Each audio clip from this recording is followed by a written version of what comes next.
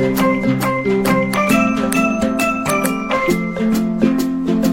दोस्तों, ये हमारी महत्वपूर्ण प्रश्नोत्तर श्रृंखला चल रही है।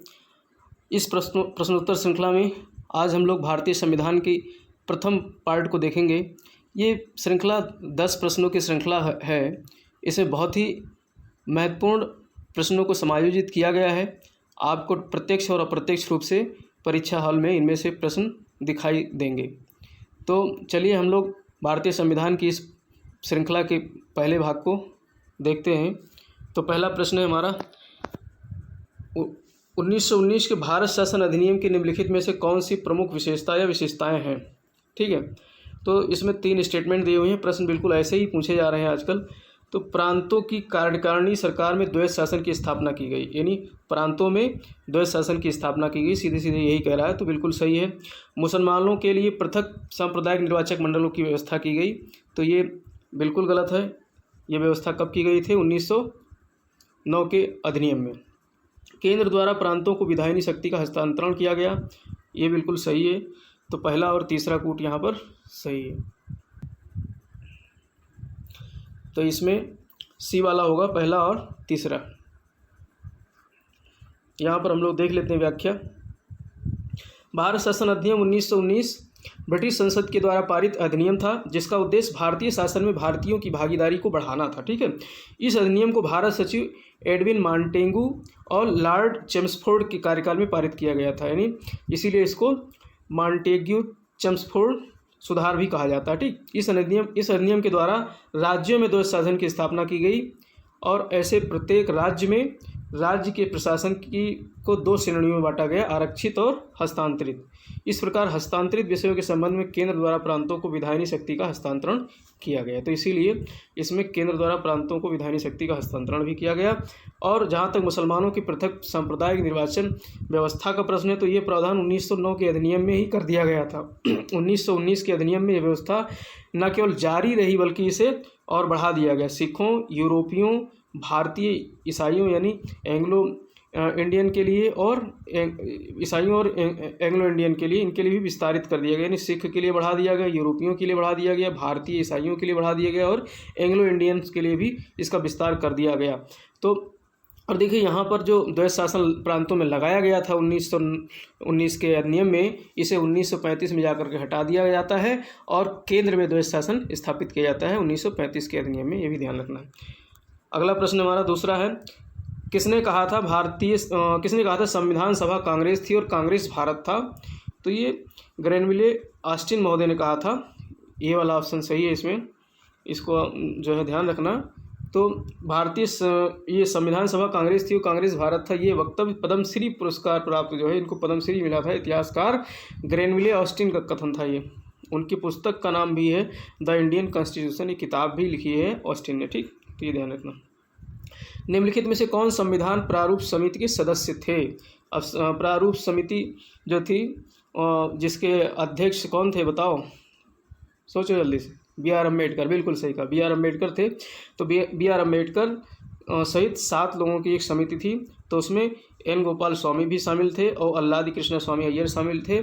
जवाहरलाल नेहरू नहीं थे, सरदार पटेल नहीं शामिल थे। तो पहला और तीसरा इसमें सही है, तो ये सी वाला हो जाएगा। हम लोग देख लेते हैं यहाँ पर कौन कौन लोग इसमें शामिल थे। तो देखिए यहाँ पर डॉक्टर भीमराव अम्बेडकर की अध्यक्षता में गठित संविधान सभा की प्रारूप समिति में 6 अन्य सदस्य थे। अम्बेडकर के अलावा 6 अन्य सदस्य कौन कौन थे? तो N. गोपाल स्वामी अयंगर थे, अल्लादी कृष्ण स्वामी अय्यर थे, जो कि हमारे ऑप्शन में दोनों दिए थे, और इसके अलावा K.M. मुंशी भी थे, मोहम्मद सादुल्ला भी थे, B.L. मित्र और D.P. खेतान थे। तो इनमें जो है B.L. मित्र के स्थान पर N. माधवराव को लाया गया था। पहले B.L. मित्र थे, फिर इनके स्थान पे N. माधवराव को रखा गया। इसके बाद D.P. खेतान की 1948 में मृत्यु हो गई, तो इनके स्थान पर T.T. कृष्णाचारी को भी शामिल किया गया था। ठीक, तो इस तरीके से सी ऑप्शन सही है। नीचे दिए गए कूट का उपयोग करते हुए सूची 1 को सूची 2 से सुमेलित करना है। तो अब यहाँ पर देखिए सूची 1 में संवैधानिक प्रावधान है और ये कहाँ से लिए गए हैं ये दिया हुआ है सूची 2 में। तो इसे हम लोग देख लेते हैं। विधि का शासन, देखिए विधि का शासन जो है ये कहाँ से लिया गया है? तो ये इंग्लैंड से लिया गया है। विधि द्वारा स्थापित प्रक्रिया की बात हो विधि की, तो ये जापान है। और उभयनिष्ठ सूची जो है उभयनिष्ठ सूची या फिर इसको समवर्ती सूची भी कहते हैं, तो ये ऑस्ट्रेलिया से है। और राष्ट्रपति के विचारार्थ राज्यपाल द्वारा विधेयक सुरक्षित, तो ये कनाडा हो गया। तो इस तरीके से इसमें हो जाएगा 2 2 2 2 3 2 3 और 4 1 2 3 4 1 कहाँ पे है, 2 3 4 1 डी में है, तो ये डी वाला सही हो जाएगा। तो ये देख लीजिए, इस तरीके से मिलान है यहाँ पर। विधि का शासन इंग्लैंड, विधि द्वारा स्थापित प्रक्रिया जापान, राष्ट्रपति के विचारार्थ राज्यपाल द्वारा विधेयक सुरक्षित रखना कनाडा, और उभयनिष्ठ सूची यानी कि समवर्ती सूची ऑस्ट्रेलिया के संविधान से। इसके अलावा कुछ चीज़ें और है, जैसे कि ब्रिटिश के संविधान से संसदीय शासन पद्धति लिया गया, एकल नागरिकता लिया गया, ठीक है। और इसके अलावा जो है आयरलैंड के संविधान से राज्य के नीति निर्देशक तत्व भी लिए गए हैं। और संयुक्त राज्य अमेरिका के संविधान से उद्देशिका का विचार लिया गया है। राष्ट्रपति पर महाभियोग की प्रक्रिया ली गई है। मूल अधिकार लिया गया है अमेरिका के संविधान से, ठीक है। और इसके अलावा ऑस्ट्रेलिया के संविधान से प्रस्तावना की भाषा ली गई है। समवर्ती सूची यानी उभयनिष्ठ सूची तो ली ही गई है। और कनाडा के संविधान से लिया गया है संघीय शासन प्रणाली, ठीक है। और दक्षिण अफ्रीका के संविधान से संविधान संशोधन की प्रक्रिया ली गई है। सोवियत संघ के संविधान से मूल कर्तव्य लिया गया है, ठीक है। और फ्रांस के संविधान से गणतंत्रात्मक शासन प्रणाली ली गई है।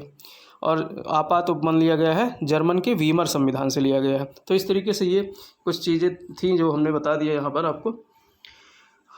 नीचे है 5वां प्रश्न, सूची 1 को सूची 2 के साथ सुमेलित कीजिए और सूचियों के नीचे कूट का प्रयोग करते हुए इसे मिलान करना है।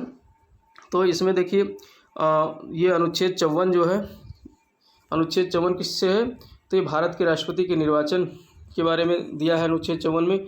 और अनुच्छेद 75 है प्रधानमंत्री और मंत्रिपरिषद की नियुक्ति का प्रावधान है। और अनुच्छेद 155 में राज्य के राज्यपाल की नियुक्ति का प्रावधान है, ठीक है। 54 जो है राष्ट्रपति का निर्वाचन है और 155 राज्य के राज्यपाल की नियुक्ति का प्रावधान है। और 164 में राज्य के मुख्यमंत्री और मंत्रिपरिषद की नियुक्ति का प्रावधान है। और ये राज्य विधानसभाओं की संरचना किसमें दिया गया है, अनुच्छेद 170 में दिया गया है। तो इस तरीके से सभी सुमेलित हैं, 1 2 3 4, ठीक है।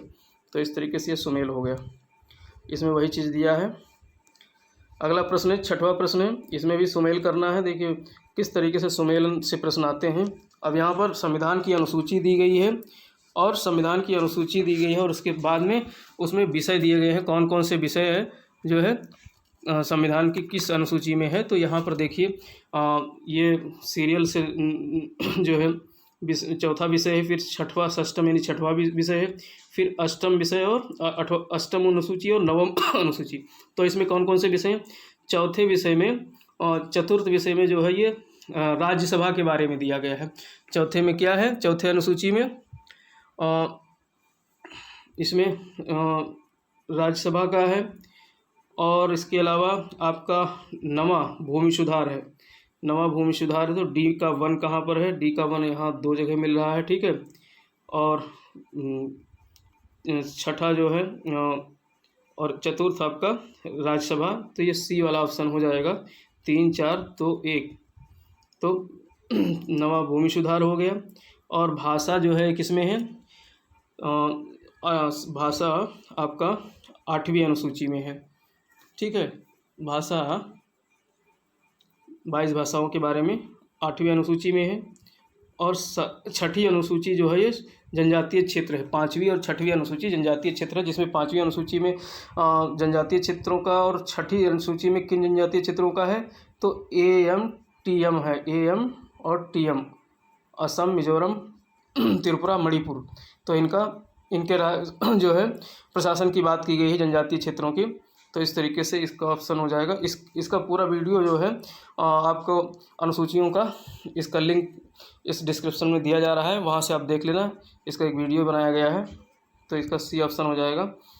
तो यहाँ पर देख लीजिए, चतुर्थ अनुसूची है राज्यसभा में स्थानों का आवंटन है, 6ठे अनुसूची में जनजातीय क्षेत्र है, अष्टम में भाषा है और नवम में भूमि सुधार है। यहाँ पर हम लोग ब्रीफली देख लेते हैं सभी अनुसूचियों के बारे में। देखिए पहले हम मूल संविधान में 8 अनुसूचियाँ थी और वर्तमान में अब कितनी हैं, 12 अनुसूचियाँ हैं। तो पहली अनुसूची में राज्य और संघ राज्य क्षेत्र का, जिसमें 28 राज्य और 8 संघ राज्य क्षेत्रों का उल्लेख है। और दूसरी अनुसूची जो है इसमें प्रमुख पदाधिकारियों के वेतन और भत्तों का, पेंशन का उल्लेख है। और तीसरी अनुसूची जो है शपथ का है। और चौथी अनुसूची इसमें जो है सभी राज्यों का उल्लेख किया गया है, उनके जो है जो राज्य हैं उन राज्यों की राज्यसभा किस सीटों का प्रावधान किया गया है, जैसा कि इसमें आया है राज्यसभा में स्थानों का आवंटन, तो ये चौथी अनुसूची में है। और 5वीं अनुसूची संबंधित है अनुसूचित क्षेत्र और अनुसूचित जनजातियों के प्रशासन का। और 6वीं अनुसूची असम, मेघालय और त्रिपुरा और मिजोरम के प्रशासन, जनजातीय क्षेत्रों के प्रशासन का। 7वीं अनुसूची में जो है आपका शक्तियों का विभाजन है, जिसमें संघ सूची, राज्य सूची और समवर्ती सूची का उल्लेख है, ठीक है। और 8वीं अनुसूची इसमें भाषाओं का है, 22 भाषाओं का उल्लेख किया गया है। और 9वीं अनुसूची इसमें कुछ ऐसे अधिनियम डाल दिए जाते हैं जिनको न्यायालय में चुनौती नहीं दी जा सकती, तो भूमि सुधार इसी में है। और 10वीं अनुसूची पता ही दल बदल से संबंधित है। और 11वीं अनुसूची जो है इसमें पंचायतों के बारे में जो 29 विषय दिए गए हैं वो है। और 12वीं अनुसूची नगर पालिका की शक्तियों का है 18 विषयों के साथ। तो इस तरीके से आप इसका जो है वीडियो भी देख सकते हैं, अच्छी तरीके से समझ सकते हैं। 7वां प्रश्न है, अब इसमें भाग के बारे में दिया गया है। एक तरफ सूची 1 में भाग दिया गया है और सूची 2 में उसमें क्या शामिल है ये दिया गया है। तो देखिए यहाँ पर 4A और फिर 8 है, फिर 9 है, फिर 9A है। तो 4A किससे संबंधित है? अब 4A संबंधित है अपना मौलिक कर्तव्य या मूल कर्तव्य से। तो 4A मूल कर्तव्य से संबंधित है। और 8वां जो है ये संबंधित है संघ क्षेत्र से। 8वां किससे संबंधित है? संघ क्षेत्र से। और आपका 9वां संबंधित है पंचायत से। 9वां संबंधित है पंचायत से। 9A नगर पालिका से। तो इस तरीके से ये आपका मिलान हो जाएगा 3 3 3 3 3 1 3 1 4 और 2 3 1 4 2 कहाँ पर है? 3 1 4 2 3 1 4 2 पहले में ही है। तो इस तरीके से इसका भी वीडियो लिंक दिया जा रहा है संविधान के भाग का, वहाँ से आप देख सकते हैं। तो वही चीज़ यहाँ पर भी दिया हुआ है। 9 में है पंचायत, 8 में संघ क्षेत्र है, 4A में मूल कर्तव्य है और 9A में नगर पालिका है। भारतीय संविधान की प्रस्तावना के सिलसिले में निम्नलिखित में से कौन सा क्रम सही है? देखिए, संविधान की प्रस्तावना से प्रश्न अक्सर आते हैं, बहुत ही महत्वपूर्ण जो है ये टॉपिक है। तो यहाँ पर जो है सीरियल लगाने के लिए आता है, जैसे कि संविधान में कहा गया हम भारत के लोग, ठीक है। तो यहाँ पर सबसे पहले क्या आएगा? सार्वभौम सत्ता संपन्न। सार्वभौम सत्ता संपन्न या संपूर्ण प्रभुत्व संपन्न भी इसको कहा जाता है। तो समाजवादी, पंथ निरपेक्ष या धर्मनिरपेक्ष, लोकतंत्रात्मक, यहाँ जनवादी आया है। तो ये जो है जनवादी चीन का शब्द है। तो लोकतंत्रात्मक, गणराज्य या गणतंत्र। तो इस तरीके से ये डी वाला सीक्वेंस सही है। यहाँ पर प्रस्तावना में कुछ इसी तरीके से लिखा गया हम भारत के लोग भारत को एक संपूर्ण प्रभुत्व संपन्न समाजवादी, पंथ निरपेक्ष, लोकतंत्रात्मक गणराज्य बनाने के लिए तथा उसके सभी नागरिकों को, अब इस प्रकार से 3 न्याय हैं, ये सब आगे जो है प्रश्न आएंगे उसमें हम लोग देख लेंगे। यहाँ पर वही चीज़ दिया गया है। देखिए यहाँ पर इसमें 42वें संविधान संशोधन द्वारा जो है 2 चीज़ें जोड़ी गई थी, समाजवादी और पंथ निरपेक्ष या धर्मनिरपेक्ष शब्द को जोड़ा गया था। कब? 42वें संविधान संशोधन द्वारा जोड़ा गया था, जो कि मूल संविधान में नहीं था। ये 1976 के 42वें संशोधन द्वारा जोड़ा गया था समाजवादी शब्द और पंथ निरपेक्ष या धर्मनिरपेक्ष शब्द को, ठीक।